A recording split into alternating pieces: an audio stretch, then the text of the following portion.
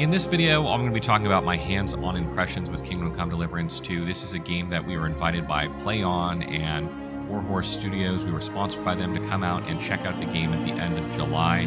Got to spend about 2 to 3 hours with the game, play it, and see the area, the surrounding area, Prague and Kutna-Hora or Kutenberg.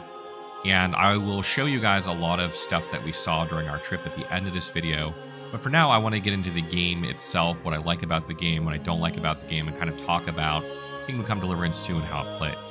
So Kingdom Come Deliverance 2 is a direct sequel to Kingdom Come Deliverance, and you're going to pick up as Henry, the lovable character from the first game, and you're going to be playing him. And if you remember, I don't want to get into the plot too much in case you haven't played the first game, but the general setting of this game takes place in the Czech Republic, which is basically the seat of the Holy Roman Empire during this period of history. King Charles IV, the Emperor of the Holy Roman Empire, has died. He has left the crown to Wenceslas IV, and his half-brother Sigismund of Hungary is not happy about this, kidnaps his brother, and is trying to usurp power, essentially. And Henry just is a regular guy who gets involved in this, gets caught up in the events that are happening that are much bigger than him being a blacksmith's apprentice, and is kind of on a quest for revenge to avenge his parents who were killed. So in the beginning of the second game, you're going to pick up as Henry with Hans, his friend, and you guys are on a mission to deliver a message with, a couple of compatriots, and you guys are ambushed, and things happen, stuff gets out of control, and then you're left in a situation where you have to figure out what you're going to do. And the very beginning of Kingdom Come Deliverance 2 was designed, as said by Warhorse, in order to explain the events of Kingdom Come Deliverance 1 to players that may have not played the first game very briefly, and also to introduce players to the mechanics of Kingdom Come Deliverance a bit more easily. One of the complaints or feedback they had from the first game was that players didn't really understand a lot of the mechanics.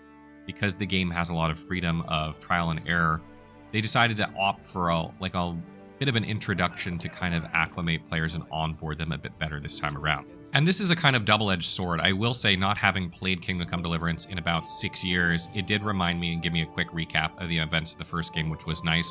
But it was also kind of lengthy at about an hour long, and it was kind of slow. And I found myself after about 30 minutes just really wanting to dive into the game and play. And I was really, really excited when I finally reached the end of kind of the, on-rails portion of the game. And it really opened up into the open world, and I could finally, get on with the gameplay.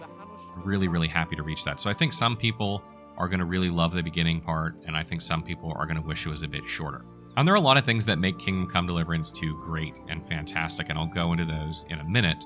But probably my favorite thing about Kingdom Come Deliverance 2 is the open world medieval GTA aspect. This game is essentially medieval GTA, with an overarching plot and a main hero that is really lovable, and Henry is absolutely fantastic. But what I mean by that is, just to give you some idea, after I got through the tutorial section, which took me about an hour, the first 10 minutes of my open world gameplay section, I basically went and grabbed the first person that I saw that was standing on a road doing something, and I grabbed them from behind, knocked them unconscious, picked up their body, carried them into the nearby woods, stabbed them with my sword, took their clothes, began wearing them, took all their belongings, went into town, sold their belongings, and then began gambling for more money. Then when I had more money, I bought some lockpicks and started robbing the nearby locals. And this is just my favorite part of the game, the freedom to be a good Henry or a bad Henry, or a Henry that does bad things in order to accomplish good deeds, or somewhere in between. That is really up to you, and you're writing your own story, and because of the crime system in the game, there's just so much fun you can have with it. And, in my case, nobody saw me, so I got away with it, right? But if somebody had seen me, then they would have come after me and pulled for the guards, and then I had to run away from them, and then I'd have a bounty on my head, and all this other stuff would have happened. But you can play in such a way to accomplish your goals, not always in the best way, and I think just having the freedom to do that, even if you don't always take advantage of it, is just what makes Kingdom Come Deliverance 2 such a special game.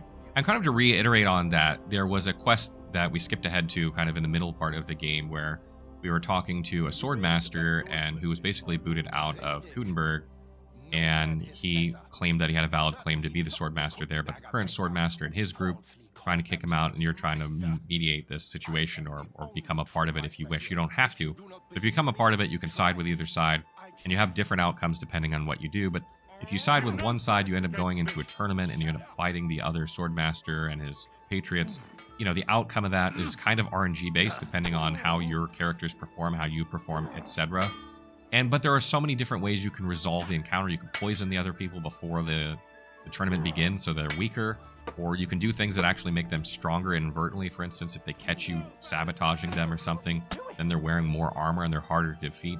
And it seemed like everyone in the room, or just about everyone, had a different outcome in this quest than everyone else. So there are so many different ways to go through the quests in this game that, you know, your replay value is just insane. Like, not only is this game 80 to 100 hours, but imagine if you played through completely differently for another 80 to 100 hours. That's absolutely fantastic.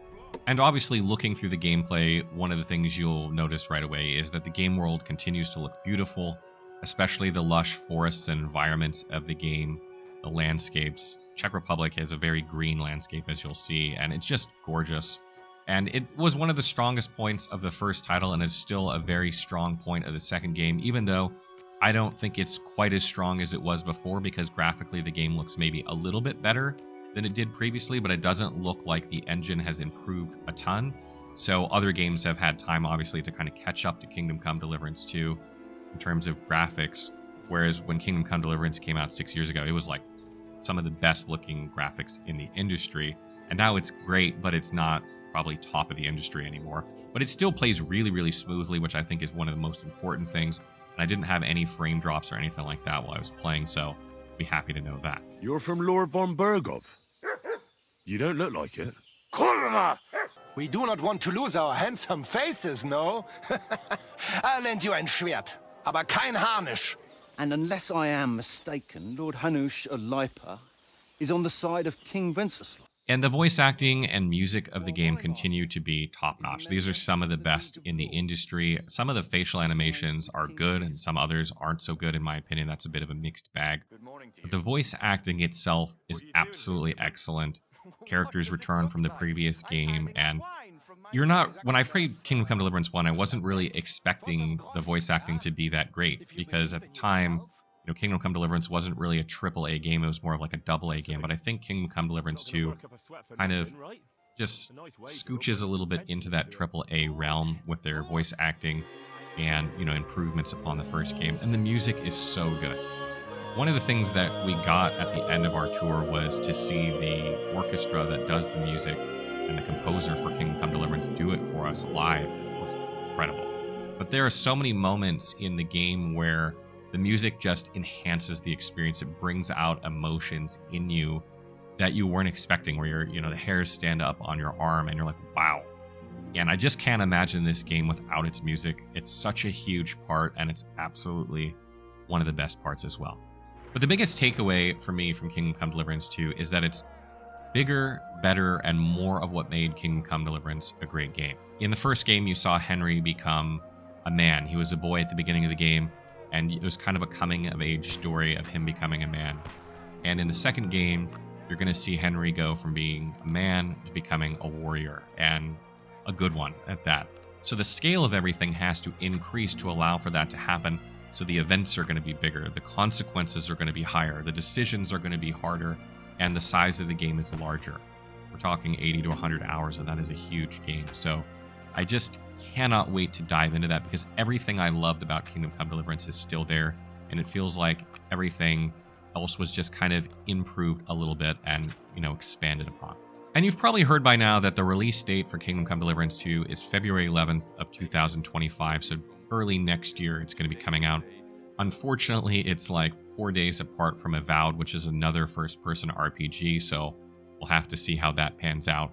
But all my earlier conversations about Kingdom Come Deliverance 2 had this game coming out at the end of this year, and I feel like it's really unfortunate that that's not going to happen at this point, because if you look at the games that have come out this year, I feel like there is a decent chance that Kingdom Come Deliverance 2 could have won Game of the Year if it is what I think it's going to be, if it doesn't have the bug problems that Kingdom Come Deliverance 1 had at launch. I think it might have won Game of the Year this year if it had come out this year, but as it stands now, coming out early next year, I don't know if that will be the case or not for 2025. Kingdom Come Deliverance 2 is just one of those special games where you can see the passion from developers, and they really want to capture the history, which is fascinating history, by the way, if you ever take the time to really explore how much impact the Czech Republic had on the Holy Roman Empire during that time period.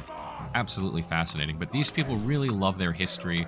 They want to bring it to the rest of the world. And there's a lot of us out there that don't know a ton about it, and it's really fun to learn about. And when you go to Prague, when you go to Kuttenberg, these places look like they're out of a fairy tale to this day. They still remain that way. And these are places I want to go back to because they just feel unreal. Like, you could just spend days wandering around the cities and villages and you feel like you transported back in time, which is phenomenal. I'm sort of rambling at this point, but I'll just leave you with this final thought. Kingdom Come Deliverance 2, to me, is a breath of fresh air in the gaming industry. It is absolutely something that gamers want and they need. Kingdom Come Deliverance 2 was developed by a passionate group of developers that just want you to have fun. They want you to have fun exploring their game, getting immersed in their game world, following a story of a lovable hero in Henry, and that's it. They just want you to have fun and enjoy their game, and maybe learn something about their history along the way. Remember when gaming used to be fun and that's all it was about, and it wasn't about profit margins and quarterly updates or anything else. It was simply about the player and having a great experience. Well, if you miss those days, then Kingdom Come Deliverance 2 is absolutely a game you will not want to miss. Again, a big shout out to PlayOn and Warhorse Studios for sponsoring us to come out and check out the game. This was arguably, if not the best experience I've had in my 11 years of gaming going out there. The whole trip was absolutely once in a lifetime and would have done it again 100%. And speaking of the trip, as promised, I have photos and video from our trip there. And if you want to see what the city of Kuttenberg looks like and some pictures of Prague and just kind of the event in general, then you can continue to watch and see those, a little bit of maybe on-screen commentary here and there.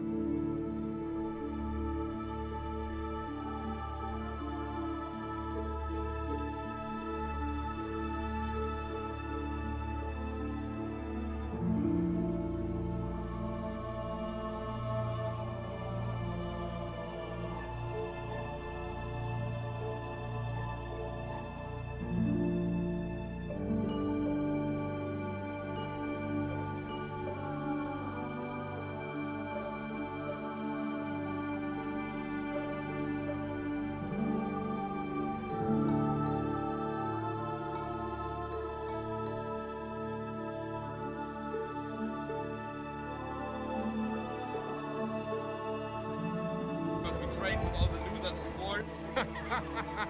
We have the winners here, the winning team. But I would lose my voice. You will hear my voice a lot today. So give me a second, I will come down.